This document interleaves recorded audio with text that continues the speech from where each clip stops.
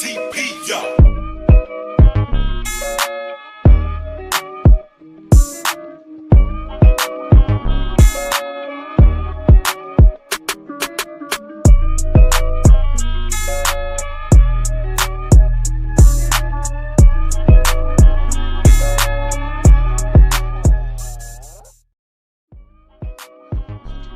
I don't know what the little sound was at the end there.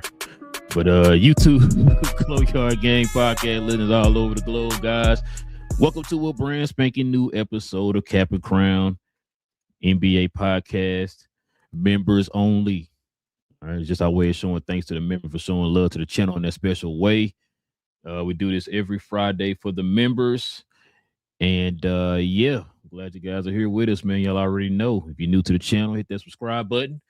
Also, too, if you can do us a favor and hit them likes for us, that'd be much appreciated. It's pretty easy. Just go ahead and hit that for us. That does a lot for the channel in more ways than you know.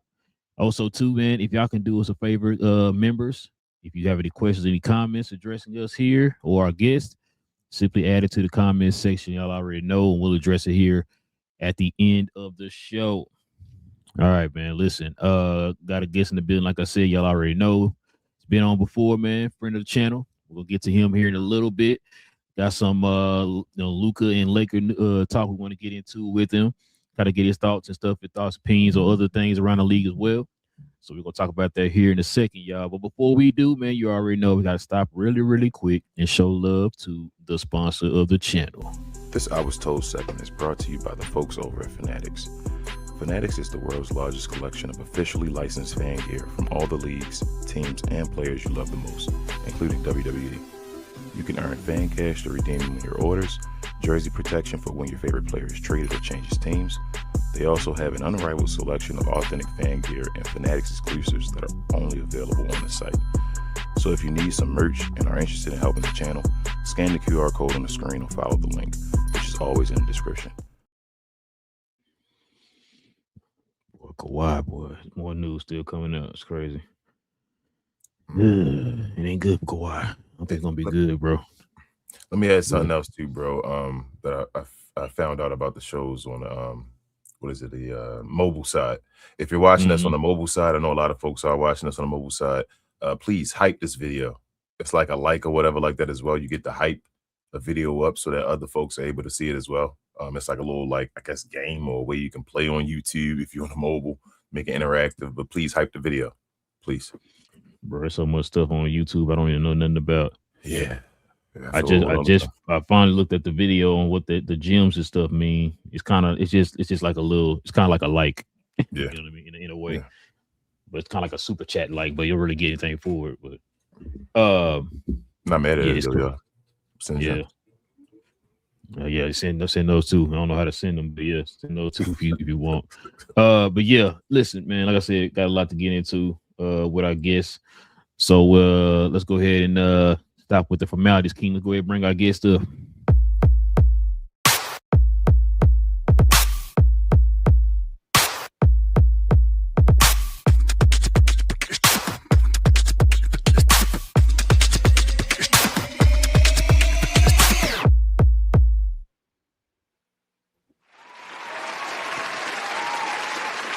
Well, what up, guys? What up, Matei? We don't have Greg, but we got Matei, man. What up, Matei? What up, guys? Always glad to join and glad we can have another basketball talk.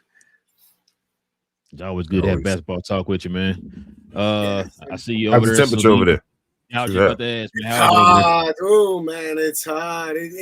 We're in the hundreds, like, for the past couple of weeks, and the humidity, like that's what gets you. The humidity. The heat is one thing, but when, there's like 70-80% humidity in the air, it's just like you're feeling like you're in the tropics somewhere, just not the same greenery around. It's the same. Relle knows nothing about humidity. Yeah, I know absolutely nothing about the heat over there in Slovenia. Shout out to Texas. Listen, man, we got a lot to get into with you, Matei. I guess before we start, man, we can get your thoughts on the Kawhi Leonard situation, man. I know you heard about what's going on with Kawhi. More news just dropped. Supposedly he was getting some sponsorship from the people who do the jumbo screen at the stadium, man. It's getting crazier each day. Actually, I've been just listening to the last Pablo Torres pod before we started. Just started. That's what I need to listen to. His latest news down, the one you referred to, the Jumbotron deal. Like, how many under the table deals has he actually done?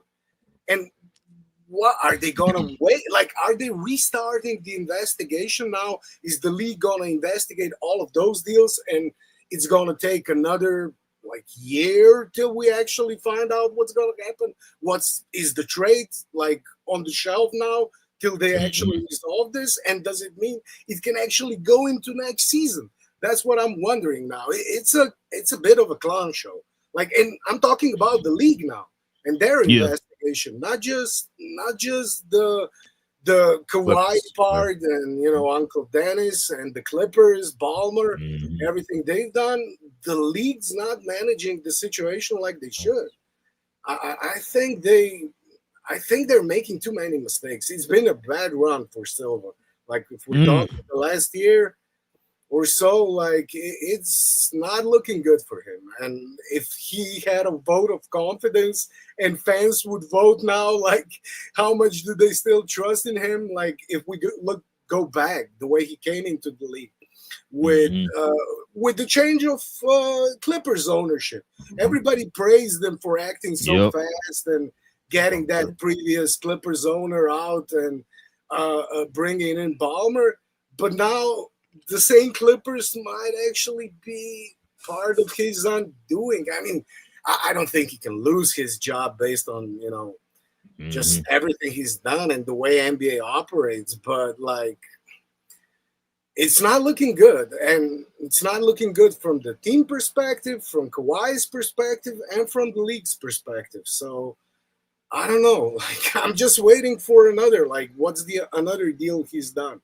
And, like, if they don't come down hard on them, then they actually invalidate everything the league stands for.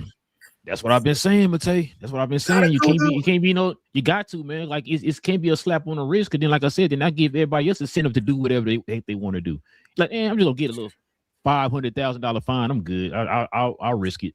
You know what I mean? Like, it's crazy. Can be just money. Because I mean, 500,000. Like, we're talking. Like, that's not a lot for Kawhi, but when we're talking Ballmer, that's like a buck for us, or even less. I mean, so Steve Ballmer means so much to the. But Steve Ballmer means so much to the league, though, Matei. It's like with the he's in the conversations. We found out he was in the conversations about his punishment. They're talking to him about his punishment. So that's how much influence he has. Right? Yeah. What are you comfortable? What kind of punishment? When you was a kid and you did something bad, did your parents come to you and say, okay, now listen, I got these 3 punishments for you. Which one is comfortable for you? Like, I'll take the just sit in my room. Okay, cool. You don't want the spanking? You don't want the... No. That's crazy. You know what? It's funny you brought him up, but I'm going to get your thoughts on... I think we ever talked to you about him before. What's your overall thoughts of Adam Silver? Yeah, I mean, he's no David. Yeah, he's no David Stern. Like, he does have a different approach, and it's a different league. It's a players' league now. Like, players have much more power, and he seemed to be more equipped to deal with players having more power. But on the other hand, when it comes to managing the league, you have to be a bit of a dictator in some instances. That's why you're there. Like, you do have the ultimate power. You do wield an enormous amount of power. Like, it's its own ecosystem, and he is sort of a dictator there. But he's not acting like one in some ways, and in other ways he is. Like, it's weird. There's been just like so many weird stories lately with Silver. That, I mean, I'm not a fan anymore. I just think, like, they would need somebody with a harder hand. Like, they would need somebody who with a vision as well. Because, like, just one of the last bad stories that came out, the whole sale of Trailblazers. But we can go back to Dallas Mavericks sale as well. Like, that didn't go smoothly. Cuban had a bunch of, comments after that, like the league made me take out some stuff and stuff like that. But just the sale with the new corporate owner and the way it's going there, like how did the league actually approve a person like that coming to the league, whose only goal is to earn as much money, get out as much money out of the team as he can? And we know, like with the teams, it's not, sure, it earns you money, but usually people invest in teams now, like, because they have an enormous amount of money, more than they know what to do with. And they, at least in the past, they were sort of fans. But now, with all those financial funds coming into the league, being the owners, it's a lot of things is changing in the league. And I don't think Silver is the best person to deal with all of those changes. And I think he's made too many mistakes already in the last couple of years. So, and but say, what I think what is happening too is like things. So the difference between when Silver's running things and when David Stern's running things, when David Stern was running things, he was the catalyst behind those changes in the league, right? It's because of how things are changing around Adam Silver. He's having to adapt as it's changing. So it's kind of different in a sense, you know what I mean? And so he's going to have to, like you just said, he's going to have to learn how to adapt and change with whatever is happening with around the league. Like you said, man, it's a big difference from when David Stern was running it to him. Now these teams are worth like $10 billion. Now, you know what I'm saying? Like, I don't know if y'all heard when they're talking about the two doing expansion teams, whoever owner comes in to try to buy those two teams are going to have to come to the table with $10 billion off the top. Yeah. You know what I mean? Like, so it's a different time. Like, when you said that, my mom went to that, I said, okay, you know what? I might give him a tiny bit of a leeway on that because things are changing differently how they're changing with David Stern. You were the catalyst for the change. You're just part of the change when it comes for Adam Silver or whatever, right? So I give him a little bit of it, man. But there are some things, it's like, you got to kind of, it's like, I don't know, it's like a lot of common sense stuff with him, man. Sometimes it's like Adam, like you're focusing on like, what's the one thing we were talking about, him changing up, certain rules, All-Star game or something like that, right? Like it's certain things like that, like that's not important right now, bro. The All-Star game, or no, I should say, like when I say when he changed it up, what he changed it up to, that's not it. Like you kind of missing the point on why people are saying the All-Star game is not the same. It's not because it's not fancy enough or trickier enough. You know what I mean? Like it ain't. It's the effort. That's it. It's just the effort. How can we hone in on the effort that's given at the All-Star game, not what the spectacle is? That's not the issue. The All-Star game itself should be the spectacle. It's what the people are giving you on the court. That's the thing that we're talking about. And it's like, it's stuff like that he's missing the point on. It's like, Adam, just pay attention. Yeah. This is what it is. No, I'm hearing a lot of people say they're shooting too many threes. That's the issue. Like, that's not what the case is, Adam. That's the part that gives me about Adam, bro. It's like sometimes he missed the mark on a lot of things that he can simply correct, and that'd be the issue. That'd be the end of it or whatever. But that's my only issue with Adam, bro. Like I said, I'm going. My bad. Go ahead. The changes part you mentioned, like all the changes the league is going through. We're talking like the social media era. We're talking the whole betting part of the whole league, like league embracing betting and everything that brings with it when it comes to the players, when it comes to the organizations. Now we're talking prediction markets too, and how that comes in. The sponsors, embracing the sponsors, not just like in the background, on the jerseys now as well. There are so many changes coming to the league and stuff that will affect the league for decades to come. So the decisions they're making now, we're talking expansion as well. We're talking expansion to Europe. We're talking about the whole NBA. Forgot about that. Forgot about that. Like he's juggling so many big balls. Right.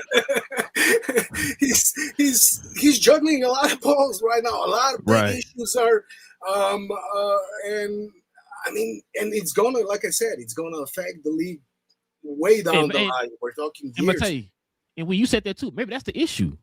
You're trying to do too much. Maybe you focus on that one thing. Let's get that knocked out first. I was about to say that. You know what I'm saying? He's expanding. He's doing too much expanding before he at the same time before he perfects one thing. thing. You feel me? Like usually, like they say, you don't want to go ahead and do too many hobbies or whatever at one time. You want to perfect one thing, and then once you perfect that, then you move on to the next thing. Adam Silver is too much for the bottom line of the product and the global marketing or whatever like that. So now he does things where it's just like, well, let's get us out of there and let's get $1 here, get $1 there with an ad or something like that. We're in a booming period instead of like bettering the game. Let's put games on every streaming service out there instead of focusing on one or whatever. Focusing on bettering. You feel me? Or bettering how the game is presented. Like we talk about ESPN and all. Like, bro, the way ESPN talks about the game is trash. Why don't we better ESPN first and deal with that partnership before we continue getting other partners? But he's not thinking about that. He thinks about, well, let's just get 15 partners, even if 3 of them are trash the way they present us or whatever like that. It doesn't matter. We still have those 3 are the loudest. Yes, but we still have 12 of the others. He feels like instead of like, well, those 3 are the loudest, like you just said. Mm-hmm. Yeah, no, that's a great point too. Because like I said, I think when Adam Silver, like you just said, Matei, when Adam Silver first got there, me and King was like, we like this guy because of what he did with the whole Donald Sterling situation or whatever, right? Like, okay, he one of those guys where he's kind of stern a little bit, but kind of fair. We felt like he was in the middle of what David Stern was.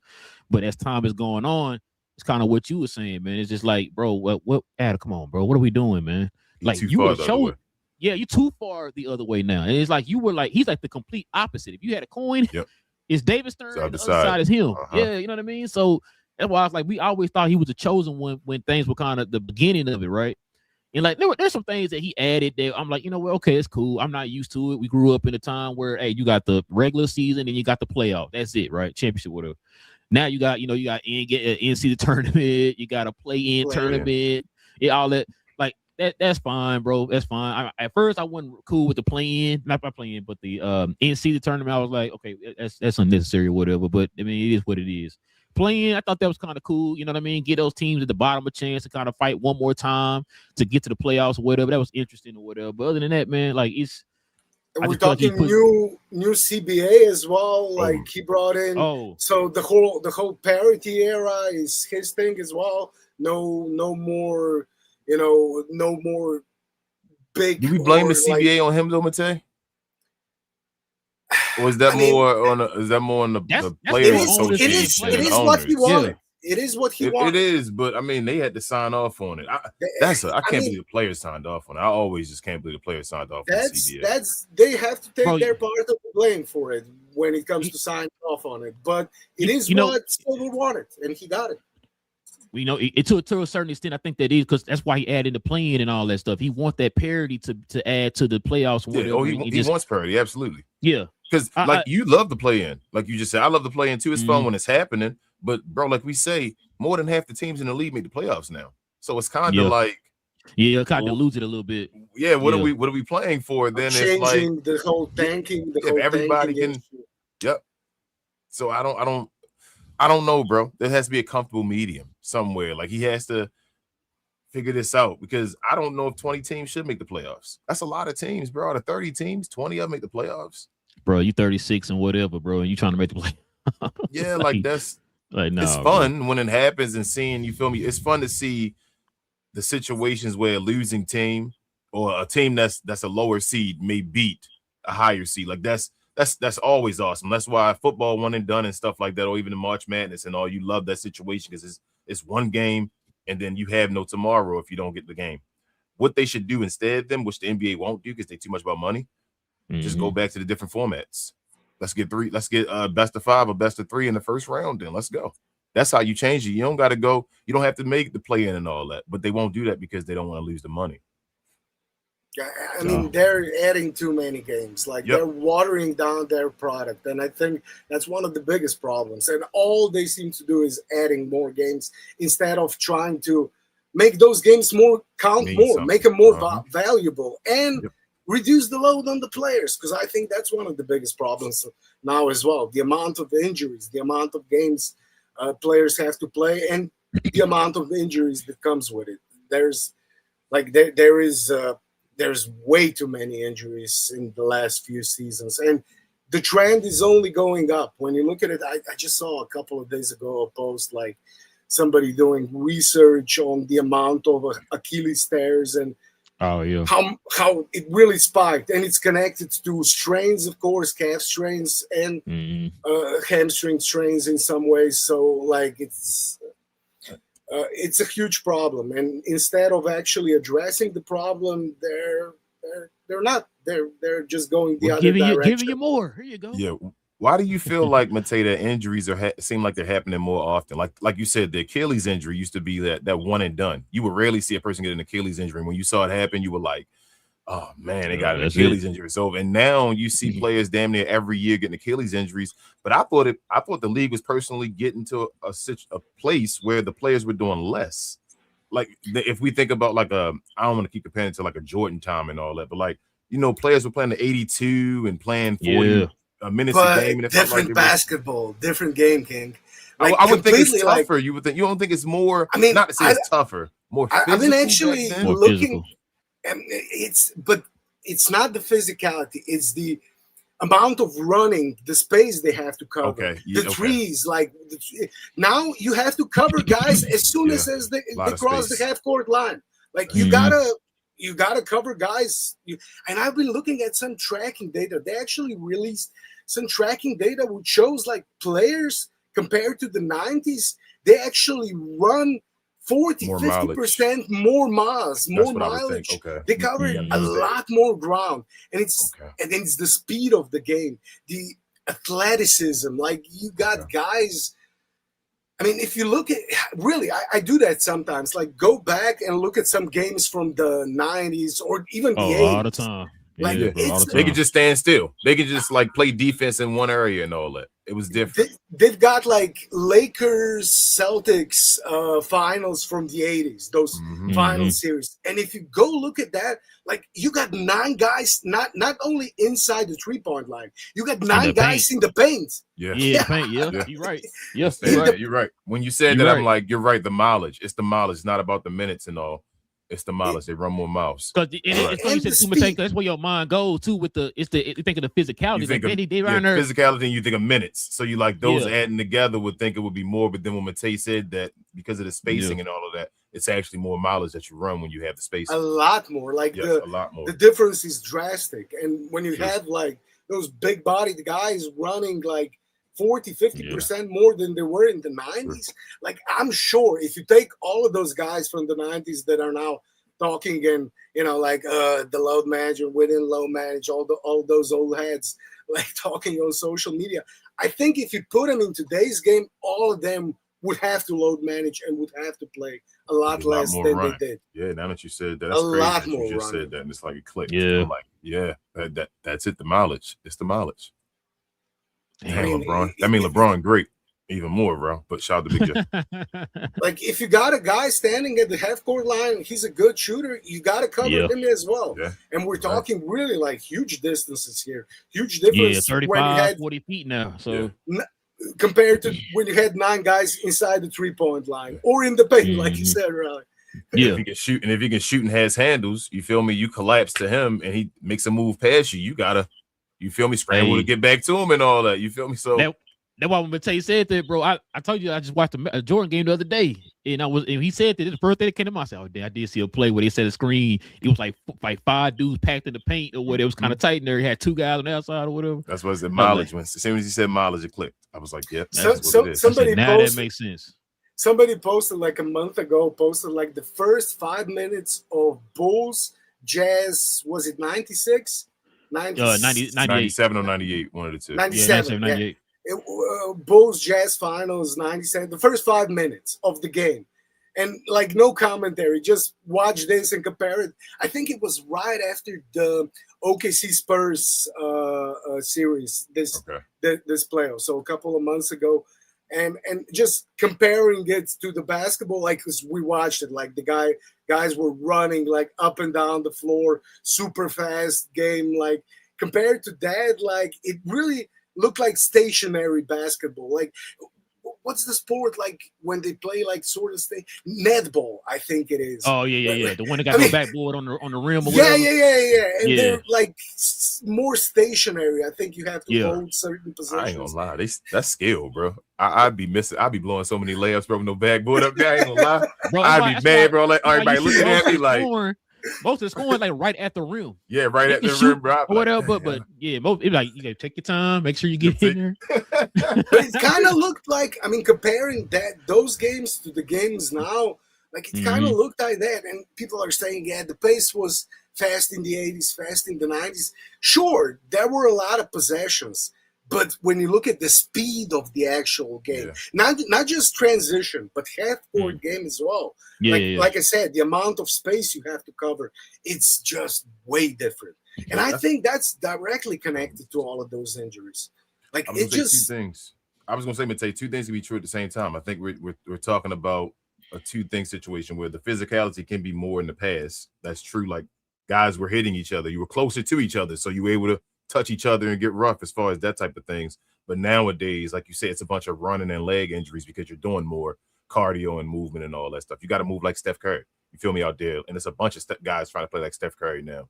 And back in the day, it was just one Reggie Miller. You feel me on the floor. Now you got guys all over the place trying to get to the 3-point line. So I agree with you. Like I said, when you said mileage, that was like an epiphany moment for me. I'm like, yeah, when you said that do make sense. Because this my thing. So Mateo, you trying to tell me the league is the reason why the players are hurt? How many times have we talked about the fact that why everybody playing the exact same way? Me and King talk about all the time. We try to tell the younger folks who follow the channel. Back in, like you said, the 90s or whatever, people had their own particular style of play. It's like, well, when you got this team, you already knew what time it was. You got this team, you already knew what, you know what I'm saying? Like now everybody tries to play the same. So if everybody's playing the same, that means that the whole entire league is the reason why people are getting hurt. You know what I mean? Like how many times we said, guys, like we used to have Mad fans hit us up and tell us, man, live and he started shooting threes. And we used to be like, why? That's adding more to the guy plate, right? And now make him the best of what he can do.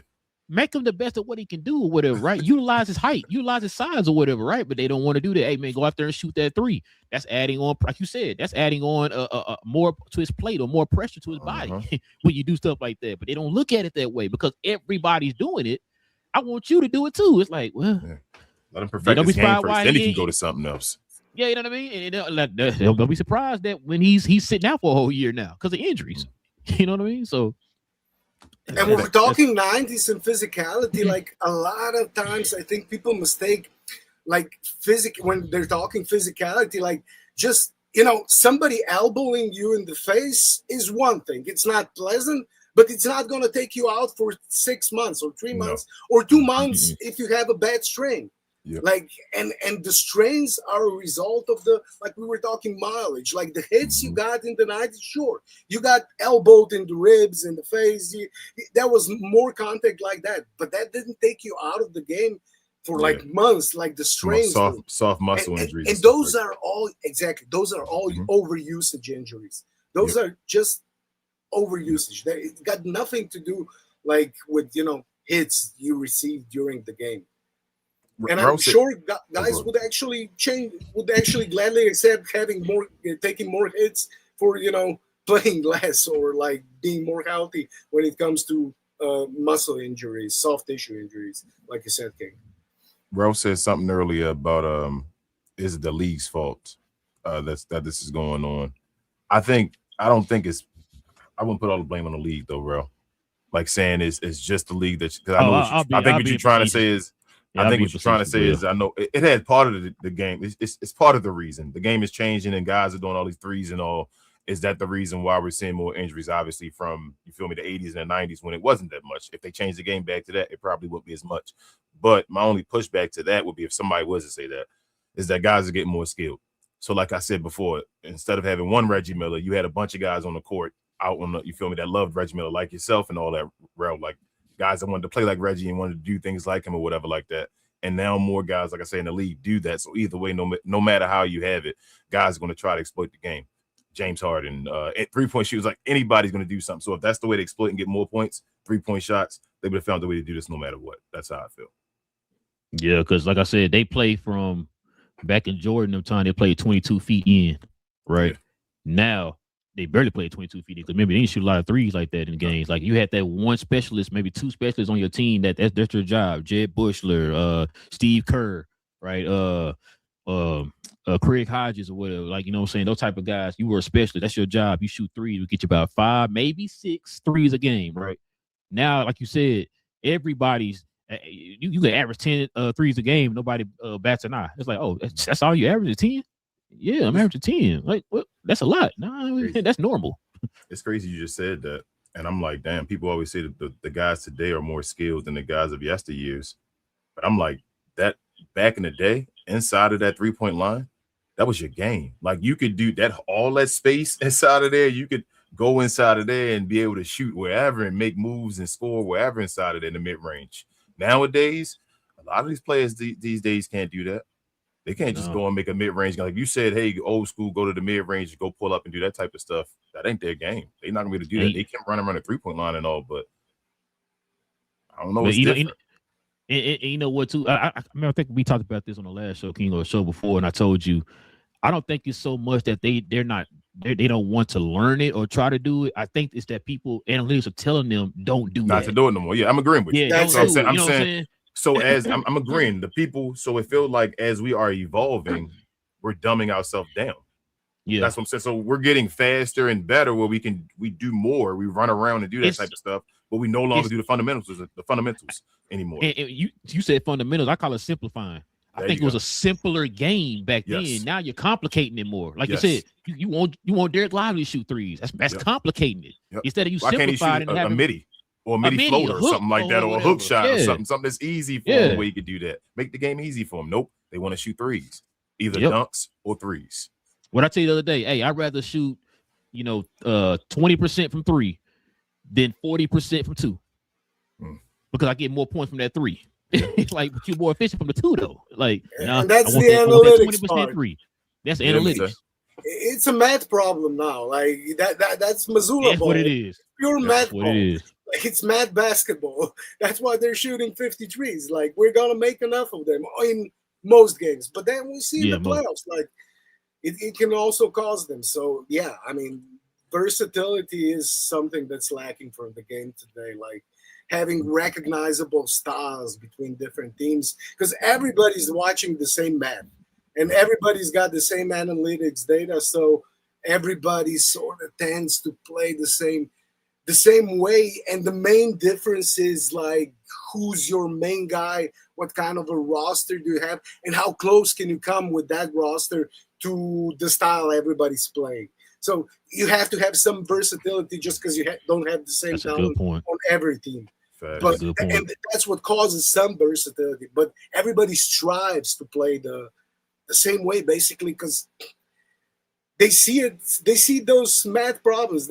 Everybody's got those analytics people in their front office who come to their door like all the coaches. Look, the spreadsheet says it. I mean, we got data here. No, I mean, just bringing the laptop or the iPad over there. Look, everything. The data's here. We just got to shoot more threes. But it is true in a way because that's the way basketball went with the resurgence of the three-pointer. It is. That's why we started talking about, are they going to add a 4-pointer? Is that something, they might go into? And I wouldn't be surprised in Silver's League if that actually happens. I told Relle. Yeah. I told Relle. But if I was a coach and I was coaching like a Giannis Antetokounmpo and I wanted to take him to the next level, I would not have had him shoot threes.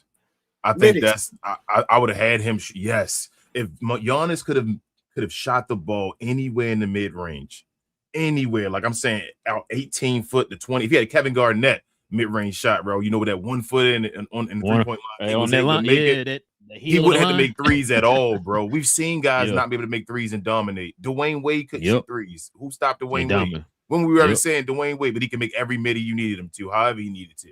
You feel what I'm saying? You don't need the 3-point shot if you can't shoot it. Make the midi. If Giannis had the midi, he'd probably be like by far, hands down, the best player in the NBA. Like, I don't think there'd be a question. If he was an automatic midi guy without a 3, he'd be the best player in the NBA, just automatic. Yeah, 45, 48%, like something like that would be enough already. When he's open and you say, "Oh, well, you gonna leave me open? Here you go. Wow, I'm gonna knock down the shot." No one will be able to stop him. There be no wall. What wall could you make against Giannis? But you gonna stop at the rim? Okay, give me this easy midi real quick. Wow. And when you mentioned KG and Wade, like, would KG and Wade be the same players if they played today? Like, would they be looked at differently? I mean, would they have the same careers they had, like Hall of Fame careers, if they started playing today? I mean, sure. With the analytics and all that. Yeah, they would make them shoot more threes, and then I don't know if they would have the game, or would the team be open enough to allow them to play their game? Like, their game is mid-range game. Like, would the team be willing to go through the ups and downs at the beginning of their careers? Like a Dwayne Wade saying, "Hey, Dwayne Wade, you shoot middies," because Dwayne Wade wasn't even like the number one guy at the beginning of his career on Miami. Remember, was Lamar Odom and Caron Butler and all of them was there with them and all that. So he was there doing his stuff. And would a team nowadays be like, "I'm going to allow you to shoot a bunch of middies as a rookie"? I don't know if they'd allow them to. They'd be like, "Bro, take yourself behind the three-point line and shoot that three, or you're out the game real quick." You feel me? Like, there might not be a team like that in the league right now, today, like in today's league. Like, you would have to be dominant. You would have to be dominant out the gate as a midi shooter. Who's shooting? Like, which young guy is shooting middies? Like, only person I could probably think of that's close to is probably Shea, because Shea don't shoot a lot of threes. Yeah, he shoot an ish ton of, but his game, I mean. He is like what? He's taking 6, 7 of them now. Like, he did have to go in that direction as well. He's still better than Wade and like Jordan and all them. Yeah, but to like compare, like if you take that comparison to today in today's time, right. it would probably have to be Shea. It would be. Because Shea get a bunch of his buckets by what? Take them fouls away. Yeah. Feel me? He had to change his game up. That's why he changed his game up to get more buckets. Last year, SJ took 6 3-pointers per game. This year, he took 4.4.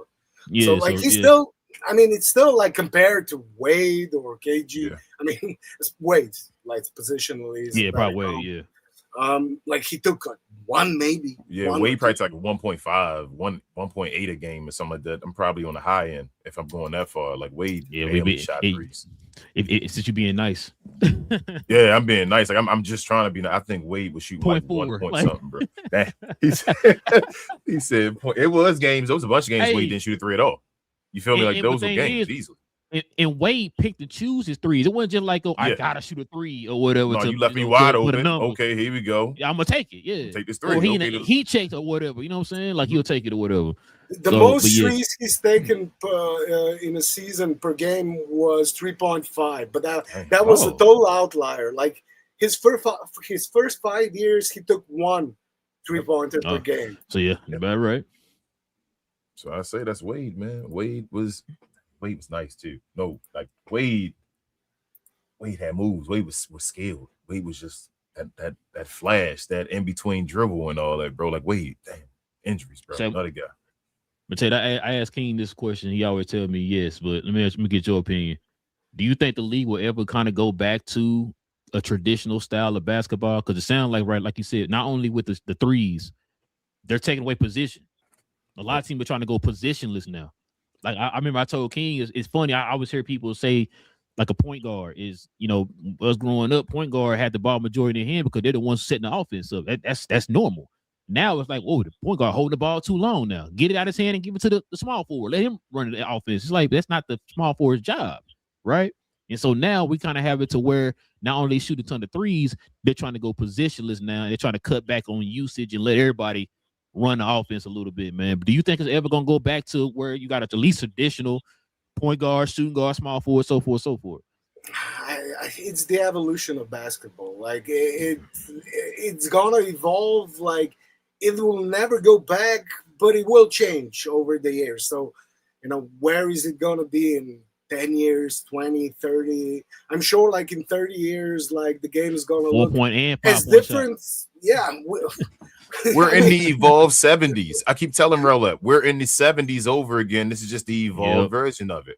We're in the 70s again. This is the worst era of basketball was when it was parity, when stuff was going on was in the 70s. We're complaining again about basketball, and the parity and all that stuff that's going on right now in the situations like Adam Silver and all batting and all in the 70s, and then we're waiting for Magic Johnson and Larry Bird to return again. And David Stern. And David Stern, I guess. Yes, we're waiting for them to return, and then we'll move on, bro. It's a full circle. Everything is full circle. Man, I hope you're right, man. It is. I mean, all the NBA is going to fail. Go ahead, Mateo. I mean, I don't think we're ever going back like to a straight positional basketball. Like PG is a guy who only sets up the offense and that's all he does. Like then you got a shooting guard who only shoots and that's all he does. Like you got a forward, you know, he gets to do a bit more, but not really, definitely not handle the ball. Like with the level of talent and the amount of like 6'7", 6'8", 6'9" guys who can do everything. You're not going back because the talent is not going back. Like the evolution of players, the evolution of basketball, it goes hand in hand. When you got players, when you got 7-footers who can pretty much do everything with the basketball there is to do, you're not going back to big just, you know, posting up or, you know, playing pick and roll, and that's all he does. You're going to have like more Jokic's, more Wembys, more. I mean, Luka is actually becoming sort of a prototype now. Like, what do you want in a player? Average like height. 6'8", 6'8" guy who can do everything. You know, who can shoot, who can pass, who can dribble, who can, you know, pretty much. And if they can't do now, like if they're too one-dimensional now, it's harder for them to stay in the league. So every player is going to strive to, you know, do, at least when we're talking the top echelon of players, the most talented guys, you're always going to have role players, but they're just going to sort of, you know, try to fit next to the main guys who are going to be, you know, I mean, you know, you can only wonder what Wemby 2.0 is going to look like, or Luka 2.0, you know, when you got, you know, guys who can do everything Luka can, but can also, like, I don't know, defensively lock down everybody, you know, and stuff like that. So, or be a Steph Curry, like 3-point shooter or something like that, where it's just automatic. You feel me? Like, just crazy stuff. Yeah, exactly. And with the evolution of shooting as well, you're definitely going to have a lot more. You already do, but even more 7-footers who are taking step back threes. So, and what do you do about that? You know, we're going to label them differently now. They're no longer going to be labeled like point guard and all. That was you guys remember Rashad Phillips, like the Luka draft guy? He actually, one of the interesting things he did, like he got deservedly so ridiculed for some of his Luka things, but he actually put out the book where he tried to redefine positions, and he had like dual forward, like stuff like completely new terminology. And I mean, some of that, like I was, you know, but the idea is actually correct. Like the general idea, you know, you have to sort of redefine positions. I just disagree. Like if it's positionless basketball, you know, when you redefine positions, you know, you gotta have more broad definitions, because he had like 8-9 different terms or something like that, and everybody, it's too many for different people instead of the positions. Rashad, but shout out to Rashad. He's been on the show before. That's our guy. I hope he's listening to this, because he definitely would love to hear somebody from Slovenia give him like credit and all after all the hate he's got. No, I thought that was really interesting. He's a great basketball mind. I told him to his face. Man, he like, just had you made a big mistake with that tape. But like Rashad had some like opinions on stuff. But I don't even think they're gonna go that far, Mate. I think we're gonna label them player 1, player 2, player 3, player 4, player 5. That's it. And there's gonna be even less. That player, there you go. They're already starting it with the all NBA teams. There you go. That's what I'm saying. He's gonna be player 1, player 2, player 3, and you're gonna line them up. First all NBA team and all that stuff. That's it. Yeah, that's how it is nowadays, man. It's getting to that. We just saw, like I said, we saw it with that. I think the defense team is the same way too. I think it's just who the 5 best defenders or whatever in the second like 5 or whatever. This shit, wasn't it? Yeah, I think it was like who was it? It was Wemby, Rudy, Jokic. Oh my god. Wemby, Rudy, Chet. It might be Triple J as well.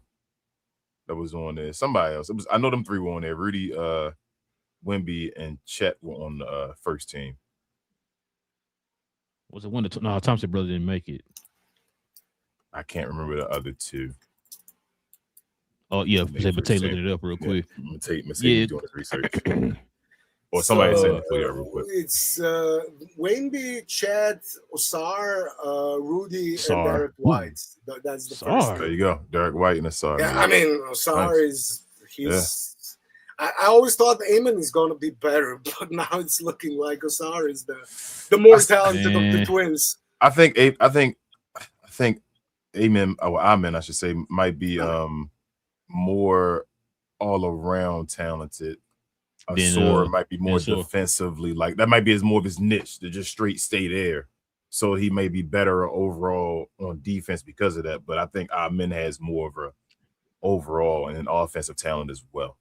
Like a man can be a Sean Marion type of player. But he hasn't shown it yet. Like No. But Asor has also been asked to be, I feel like, more of a role player. They want Amen to take that step to be, you feel me, that they're trying to get him to take over games and be that and have him be a point guard completely and all without Fred VanVleet. I think Asor is just do your role right now. Like they would love him to get 3-point shot and all that stuff and be a great just 3-and-D guy that runs transition and that type of stuff. But hey, go ahead, bro.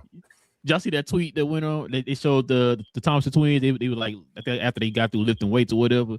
And somebody posted everything, but trying to learn how to shoot a jump shot. Yeah, I knew you were gonna say that. When I saw that, bust that laugh. I said, I'm thinking the same thing. Like, what does God do with your jump shot?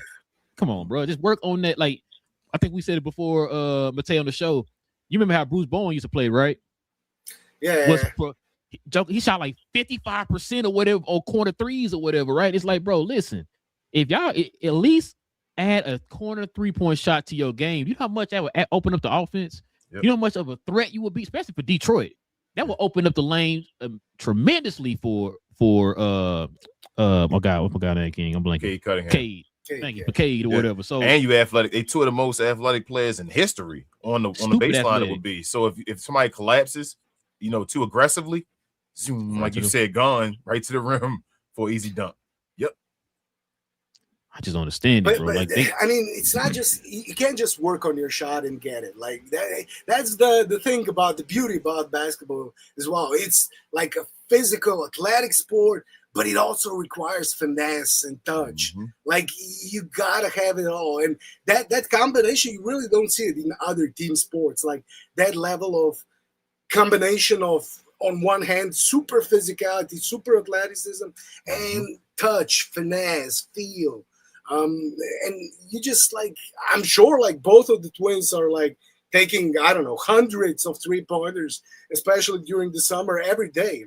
But I mean, making them during the game, and the psychological element as well. I say mentality as well. Yeah, it might be confident. Because a lot of guys shoot threes and all in the gym. Shout out to Ben Simmons. And just afraid to take the shots and all in the real game. It's a different beast to miss shots and be confident, take another shot. I mean, then we see Lively. Wasn't there a clip of him making 30? When he was a rookie, when he went draft or whatever, draft day or whatever, went out there and was shooting a bunch of threes. Yep, it's 30 in a row or something. It's a different beast. We saw guys in a bubble with no fans around. Shout out to what's his name? The guy from TJ Warren. TJ Warren. Yep, TJ Warren showing off, becoming another whole different player, man. That's a blast from the past. Bubble Jordan. What they call him, Bubble Jordan. Different players, man. 50 balls there. Yep. Man, that's crazy, man. Matei, I'm gonna get you a last question, man, before we kind of move on to the question comments. What's your take so far, man, on what the Lakers done this offseason with Luka in the game?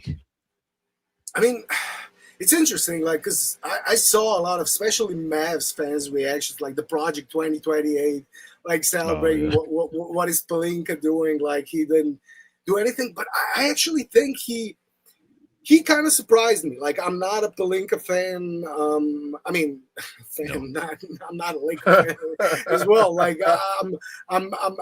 didn't have a lot of confidence in him. I don't think he was a good Pelinka believist. Yeah, exactly. But I think and it's also a question of how much the new people they brought in are actually responsible for the moves they did this summer, because they did bring in, with the new ownership, some people from the Dodgers, the front office got bigger. I guess they got more voices now in the room deciding things. So might not all be Pelinka, but overall, I think the Lakers sort of maximized what they could do. Like, they didn't have, like, they were, when it comes to the assets and everything, it's a typical LeBron team in a way. Like, when LeBron comes to the team, you try to compete, you go all in, you deplete all of your assets, then LeBron leaves, and you're left with sort of a team that needs to go into a rebuild situation. And if they didn't luck into Luka, if the whole thing didn't happen, that's where they would be right now. Probably looking at 4 or 5 years down the line, rebuilding for the next 4 or 5 years, and thinking, after OKC and Spurs era ends, we can maybe compete again. But right now, we're going to have to rebuild for 4 or 5 years. And they were put in a situation where they had to rebuild on the fly. And doing all of those moves in one summer after LeBron left, I thought it was pretty impressive, because what they had to do is start building around Luka.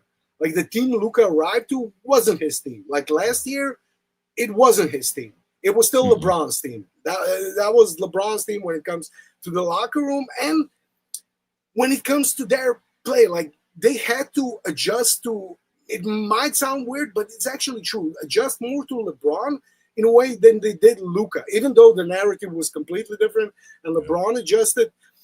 But when it comes to defense, for example, they were hiding LeBron more than they were Luka. Luka, just if you go by the numbers, when you look at the number of possessions he defended, he was top 3 in ISO possessions defended, in the league, among all players. So he was switching a lot. He was playing on the perimeter a lot, because at the end of the games, he had to switch on all those small guards, because LeBron was on the dunker spot, in the corner on the block, getting the corner guy, being hidden on defense. So in that sense, they did have to adjust a lot. And, LeBron, when it comes to his stature in the league, I thought Luka isn't going to become his team until LeBron is there.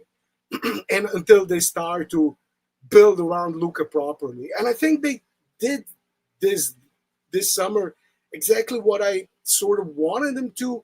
Got younger, got guys on longer contracts, got guys who aren't thinking about next free agency next summer. They had a lot of guys playing for contracts next year. I think that's huge. When it comes to team building, I think chemistry and fit are totally underestimated. When people are talking about, sure, you may have a lot of talent, but if those players don't fit together, you aren't going to do anything. That's... And I think a lot of times you do more if you put more emphasis on the fit and on the chemistry, the team building aspect, than on purely getting the most talented guy at a certain position. Yeah, I think Lakers went into that direction this summer. I feel like it's always a comfortable medium for everything. I'm gonna tell you, just gotta have a comfortable. You have to, obviously you need skill, because you don't want to end up like the Dallas Mavericks of 2020. Feel me, like that Luka, Rain, when you were like, oh, okay, them guys are friendly to Dwight Powell and Maxi Kleber, but at the same time, you feel me, you do want to get a little bit of skill there with them. A guy like a PJ Washington and all that stuff, a guy that can, you feel me, come over there, do the dirty work, that'll actually be friends with Luka, that'll want to do the dirty work for Luka, those type of guys as well. So I agree. I think it's just a comfortable medium in between.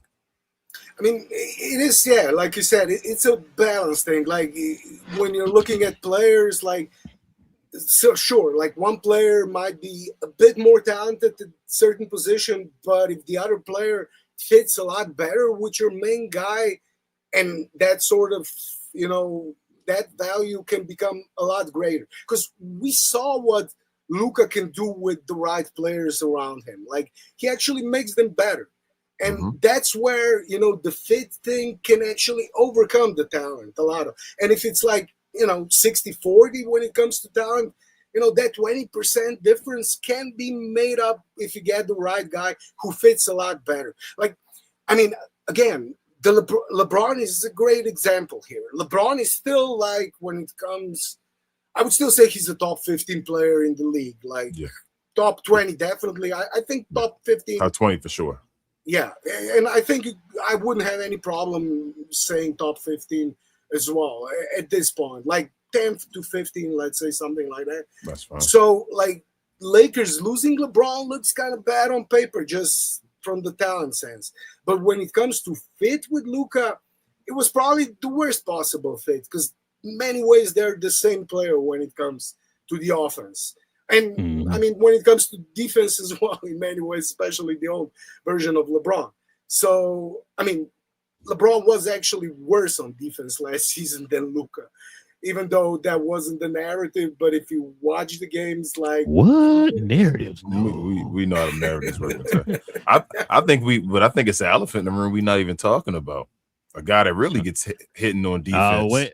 Waiting on you to bring up. That guy that really gets hitting on defense. That's that was the main guy. So how do you feel about that contract before we move on with AR? Do you feel like it's an overpayment at all? Like, seeing that LeBron did get $8 million and AR got $8 million.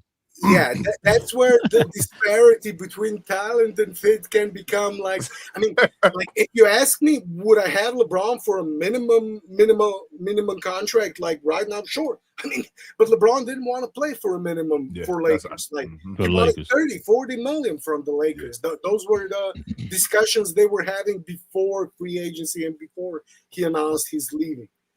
He definitely wouldn't take $4 million to stay on the Lakers. So, like, LeBron at $4 million is probably a better value. Not probably, is a better value at this point than AR on a $40 million contract. That's not debatable. But when you take the $40 million, it's a lot. I think it's too much based on what AR Reeves has shown so far. But I also think that was the market. Like, players worth as much as somebody's willing to pay for him. Let me ask you a question about AR. Where do you, if you've been a championship team, where in the pecking order would you have AR if you've been a championship team? See, your first, second, third option on or six man. I mean, if he's like your fourth option, you have an amazing team. You have an instant contender. He's your third option. I think you still have an amazing team. I'm not convinced he can be the second option on a championship. Thank you. That's what we've been saying. $40 million is at least a second option. That's a second option. That's how I feel like. Second option. I mean, it is and it isn't. Like, if you look at OKC, they got J. Will and Chet. J. Will and Chet at the same amount of money. And who's the third option here? Hey, Mate, and now look, they won that chip, and winning that chip changes things.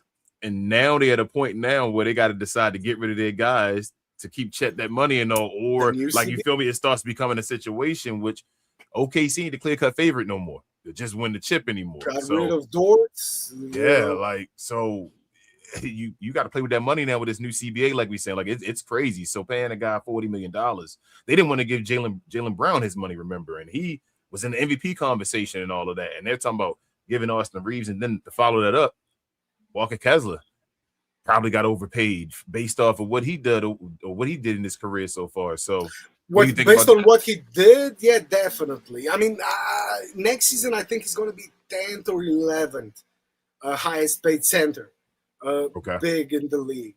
And I think he's going to have to be a top 10 or maybe even a top 5 big in the league to justify. There you go.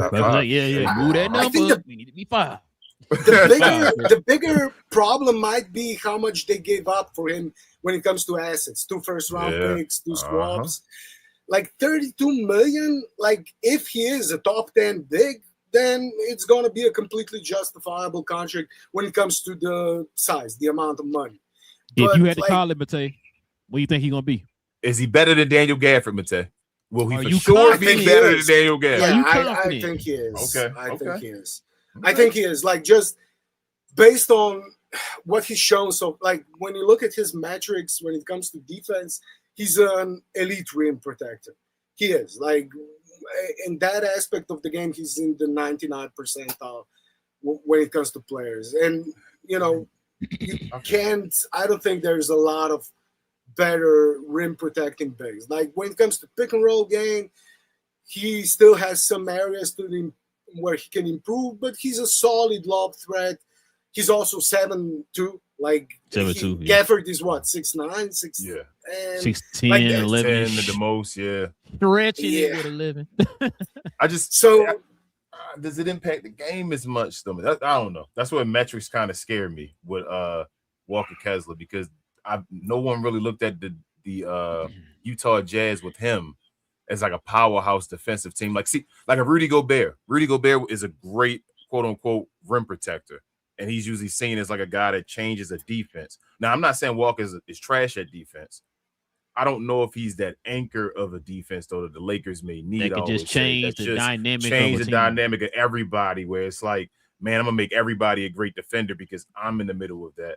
And if he can't do that on defense, I just don't know if his offensive game, like, I don't know. Like, I know he's young, and just from what I've seen in Utah, I'm just like, I know what Daniel Gafford can do offensively.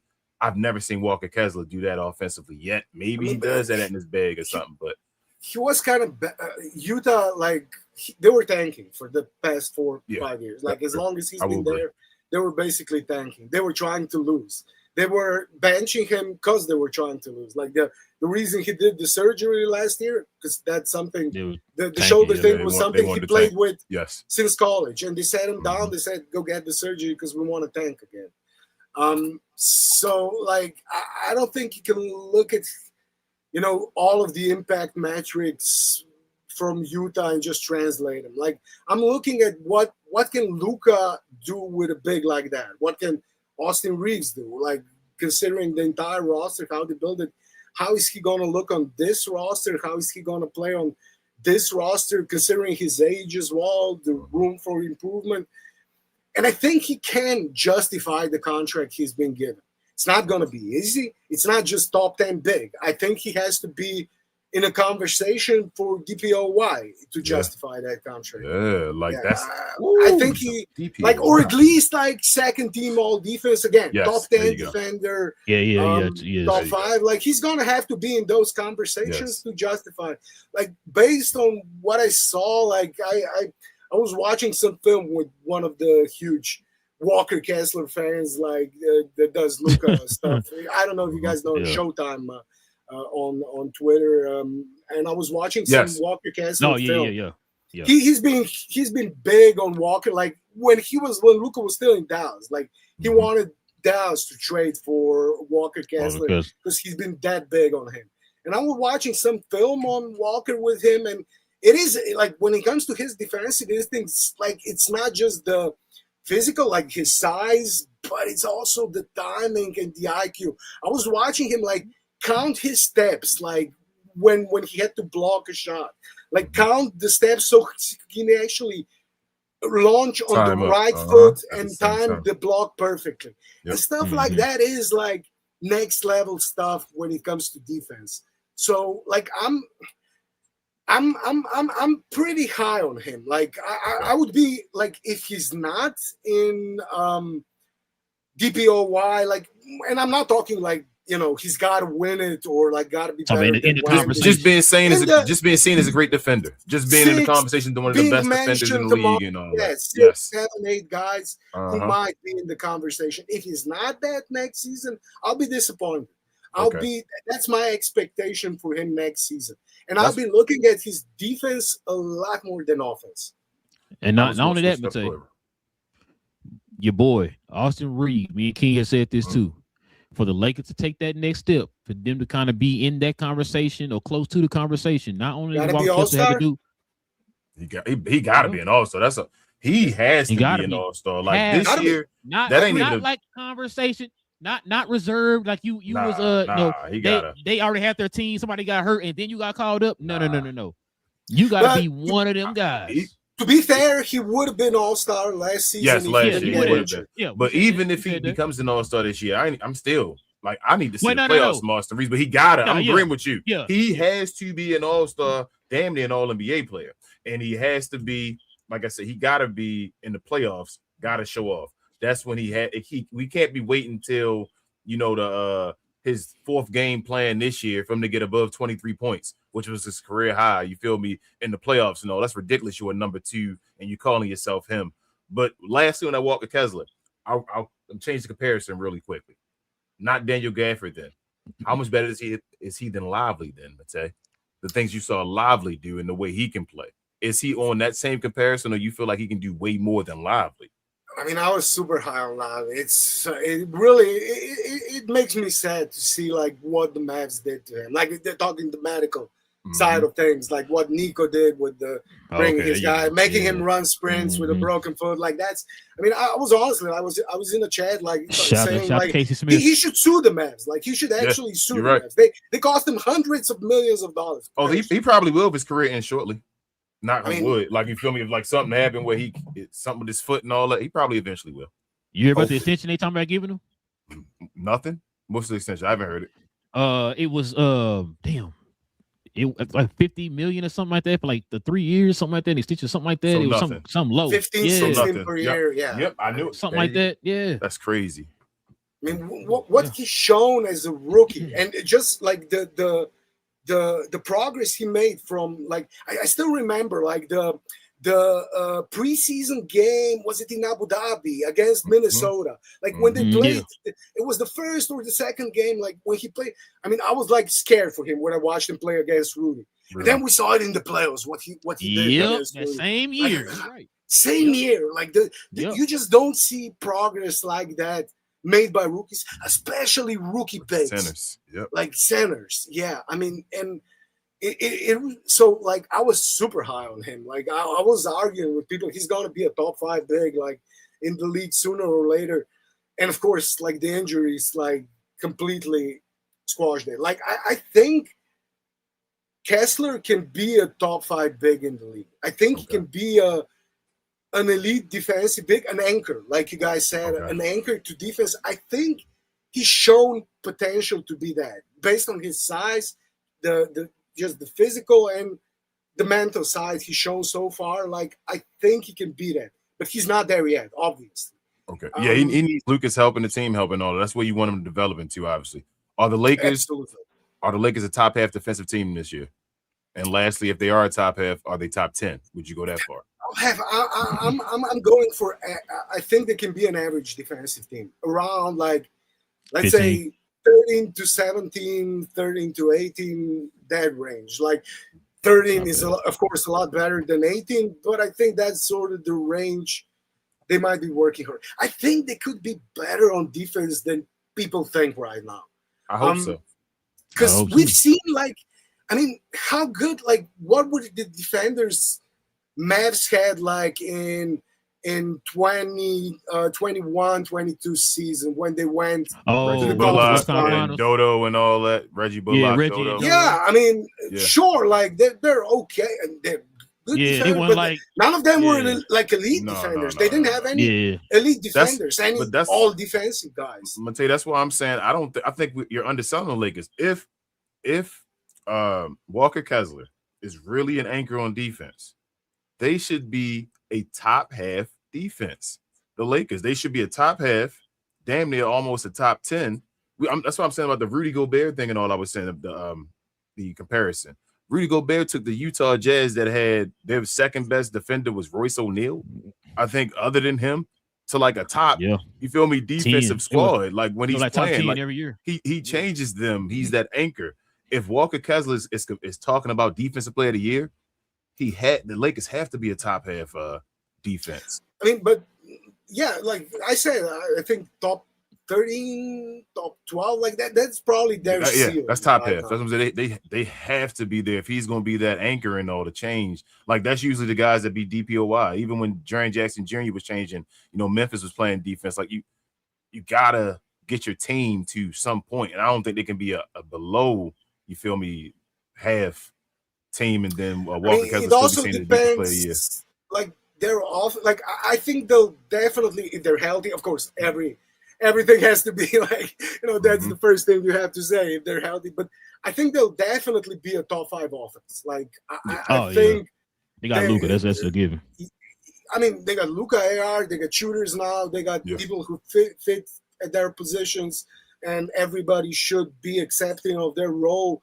Like there won't be the messiness there was with trying to fit Luka, AR, and LeBron together on offense. So I think the offense will run much more smoother. And if you remember, guys, back to last season, when LeBron was out the first month and a half. Like they were a top 5 offense with Luka and AR, and they had like that was still when Gabe Vincent was starting. I think Jake LaRavia played huge minutes at the start of the season. They had Ayton at center. So, like, I think that was actually the starting lineup. And they started, like, what was it, like 14-4, 14-3, something like that before LeBron got back. So, like, just getting players who fit better on offense and defense around Luka and Reeves in that case as well, I think is going to make them better. I think Luka can get, with average players, can get you to a top 5, top 6 offense. And I expect them to be at least the top 5 offense. And if they're like a top 5, let's say top 3 offense, top 15, top 14 defense, that can get you far in the when Nuggets won the championship, they were, I think, the second best offense and 15th best defense. So like they were completely elite on offense and average on defense. So defense wins championships. Yeah, Nico, we can talk about that. You need offense. Nico, my man, let's talk about it. You guys, like the Lakers can be contenders, obviously, with a middle of the pack defense. That's fine. That was more the comment towards Walker Kessler, like him being that defensive player of the year and taking that step. I think the Lakers would be a higher defender, but Luka, obviously, with a middle of the pack defense and a great offense, is going to be one of the highest teams. Last question, though, Mate. I know I said that before.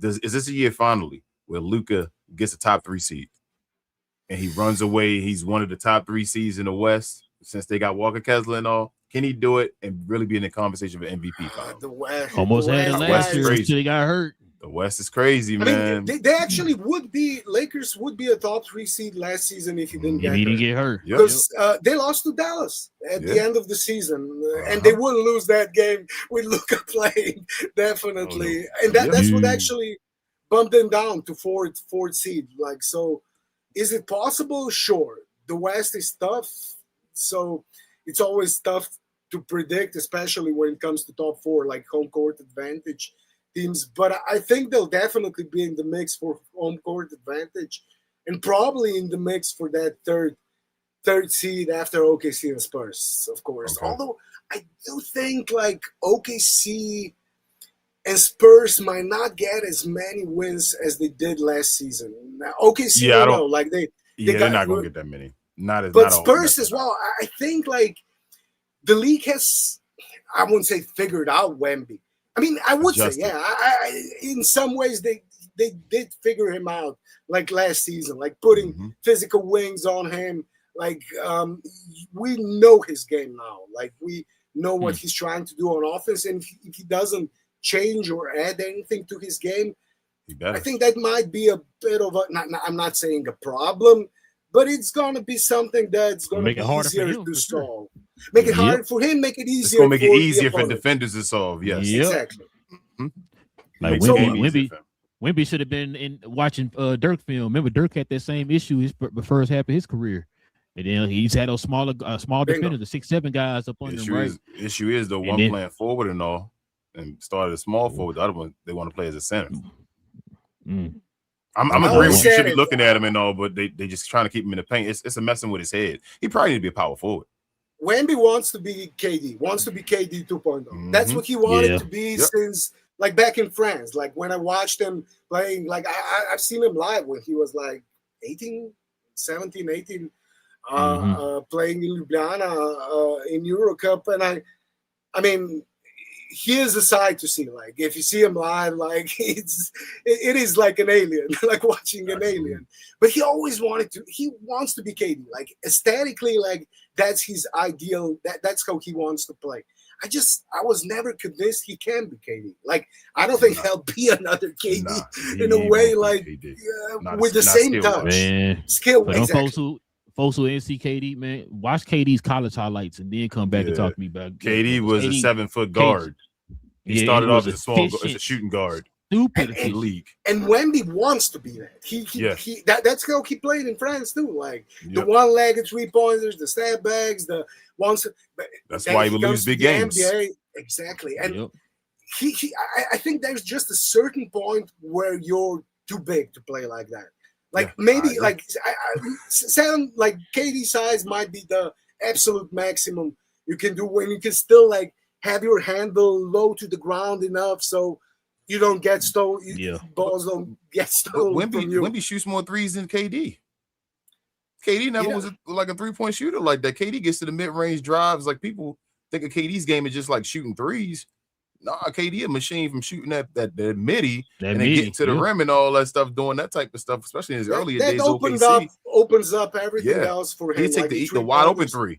And that's what they don't understand. That's what they don't understand. Like that type of stuff opens up the three. You don't just start with the three. It opens up the three. Exactly. And KD is a better shooter. Always was a better shooter. Even when his percentages were low. Like I just think there's certain size. At a certain size, you just can't, because basically your head is at the level of the rim. It's like shooting on the small hoop, guys. Shooting down. Yeah. Down at some point. It's the same technique like on the small rim in your room, like the plastic rim you have in your room, like the sort of the same technique. You're basically shooting at the same size, and especially if you're jumping too, like at Wemby's size, I don't think he'll ever be an elite like shooter. So if his game doesn't evolve, like, and again, can he evolve like to a better post player at his size again? And we're talking not just height, but width as well. Girth, heftiness, like with his point of gravity, like with those long legs, long skinny toothpicks. Like, can he actually? Because Porzingis had that same problem. But he's a little bit shorter, a little bit stockier. Like, even though he was as skinny as Wemby coming to the league, like how much mass he can gain and how will that affect his mobility and game? Like there's a lot of like he's a fascinating player, and there's a lot of issues to be solved. But I also think that's why Spurs are going all in now. Like, because they know, like, there's a lot of questions with Wemby. Let's cash in, like, as soon as we can. Let's get those championships. I say that multiple times, Matej. Who knows how long he's going to last? Like, I think they're realizing now, and that's even with the like low management he plays right now. And the people were saying, well, if he played more minutes, I think the Spurs don't want to play him more minutes. Like, they're trying to protect him from himself with his height. That height doesn't last. Like I tell Relle, guys, when you get over 7'2", like, that's my cutoff usually in the NBA. I'm like, well, Paul's like, you feel me? Like, I don't usually want to draft you and get you. That's too tall. I told Keen there's only one outlier. Sean Bradley. That's it. Man, that's your boy. And that's it. You feel me? He just did one thing for a second. You feel me? Like, that's it. So the Lakers, back to the Lakers for a second. How many games, the most games that Luka played in the season, Matej? You probably would know that. Was it something around 70, close to 70? I could actually check, but I think it was close. Yes, it was 70 in 23-20. 70. No, 72 was his rookie season. If 70 was. If he can get 70 to 72 games, the Lakers get a top 3 seed this year. He got a chance to win MVP. He got to play them many games. He doesn't have a chance to win MVP. He may not, but say, hold on. You're right about that. But I'm just saying. But let's not even talk about that. And let's go to Lakers again. He can play 82. He ain't winning that MVP. But he has to play. If real talk, if he plays 70, I want Luka to play 70-something games. I'm tired of him missing, especially playoff games. I hate that when players miss playoff games.